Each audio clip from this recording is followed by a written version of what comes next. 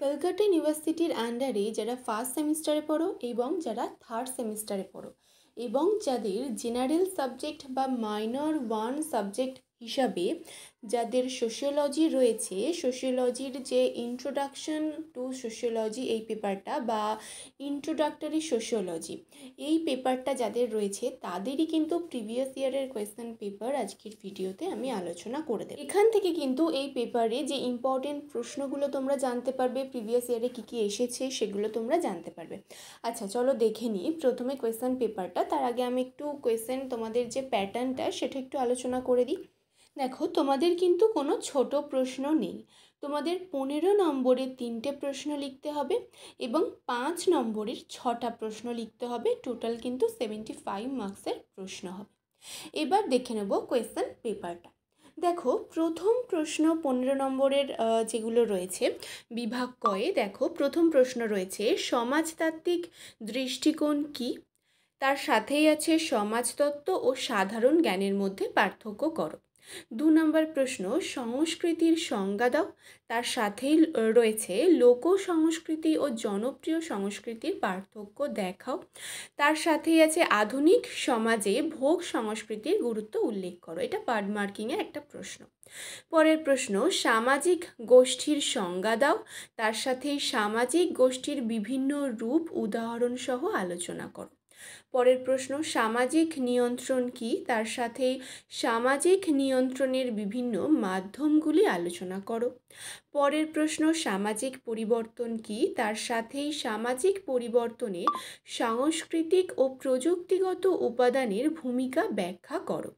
ঠিক আছে, এই 5টা প্রশ্ন তোমাদের দেওয়া রয়েছে। এখান থেকে কিন্তু 3টে প্রশ্ন 15 নম্বরের তোমাদের লিখতে হবে। টোটাল 45 মার্কসের, তাহলে কিন্তু এখানে 2টো প্রশ্ন তোমাদের জন্য এক্সট্রা দেওয়া রয়েছে। ঠিক আছে, এই ছিল বিভাগ ক। এবার চলে যাব বিভাগ খয়ে 5 নম্বরের প্রশ্নে। কিন্তু তার আগে বলবো, তোমাদের মধ্যে কেউ যদি ফার্স্ট সেমিস্টারে থার্ড সেমিস্টারে সোশিওলজি পড়তে চাও তাহলে কিন্তু অবশ্যই স্ক্রিনে দেওয়া নাম্বারে তোমরা যোগাযোগ করতে পারো। এছাড়াও তোমাদের স্টাডি মেটেরিয়ালস কিন্তু দেওয়া হবে। আচ্ছা, এরপরে আমরা দেখে নেব যে বিভাগ কয়ে 5 নম্বরে কী কী প্রশ্ন রয়েছে। দেখো, প্রথম প্রশ্ন রয়েছে সামঞ্জস্য কী, কেন এটি গুরুত্বপূর্ণ। সমাজতত্ত্ব ও ইতিহাসের সম্পর্ক আলোচনা করো। বহুত্ববাদ ও বহু সংস্কৃতিবাদের পার্থক্য লেখো। সামাজিক সচলতার বিভিন্ন রূপগুলি সংক্ষেপে আলোচনা করো। সামাজিকীকরণের মাধ্যম হিসাবে পরিবারের ভূমিকা আলোচনা করো। সমিতি ও প্রতিষ্ঠানের মধ্যে পার্থক্যগুলি লেখো। উদাহরণসহ আরোপিত এবং অর্জিত মর্যাদার মধ্যে পার্থক্য করো। সংস্কৃতি ও ব্যক্তিত্বের মধ্যে একটি সংযোগ স্থাপন করো। ঠিক আছে, 5 নম্বরে এই প্রশ্নগুলোর মধ্যে থেকে কিন্তু যে কোনো 6টা প্রশ্ন তোমাদের লিখতে হবে। এই ছিল তোমাদের কোয়েশ্চেন পেপার।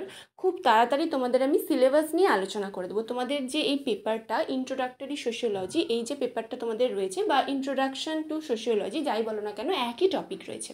তো তোমাদের কাদের কাদের এই পেপারটা কীভাবে পড়তে হবে বা এই পেপারের মধ্যে কী কী টপিক রয়েছে সেই সব কিছুই আমি আলোচনা করে দেবো। এবং সেই সব কিছু পাওয়ার জন্য অবশ্যই কিন্তু তোমরা চ্যানেলটিকে সাবস্ক্রাইব করে রাখো। এবং ইংলিশ ভার্সনের কোয়েশ্চেন দেখো আমি দিয়েই দিচ্ছি, চাইলে এখান থেকে তোমরা স্ক্রিনশট দিয়ে কিন্তু নিতে পারো। ঠিক আছে, খুব তাড়াতাড়ি তোমাদের সাজেশনও আসবে এই পেপারের ওপরে। এছাড়াও স্টাডি মেটেরিয়ালস নোটস দেওয়া হবে, কেউ পড়তে চাইলেও যোগাযোগ করতে পারো। আর এই ভিডিওটি যদি কোথাও গিয়ে একটু ভালো লেগে থাকে বা হেল্পফুল মনে হয়ে থাকে তাহলে অবশ্যই কিন্তু ভিডিওটি লাইক করো, কমেন্ট করে পারলে বন্ধুদের সাথে শেয়ার করে দিও। আর এই ধরনের বিভিন্ন সাবজেক্টের নোটস, ইনফরমেশন, সাজেশন পাওয়ার জন্য অবশ্যই চ্যানেলটিকে সাবস্ক্রাইব করে রেখো।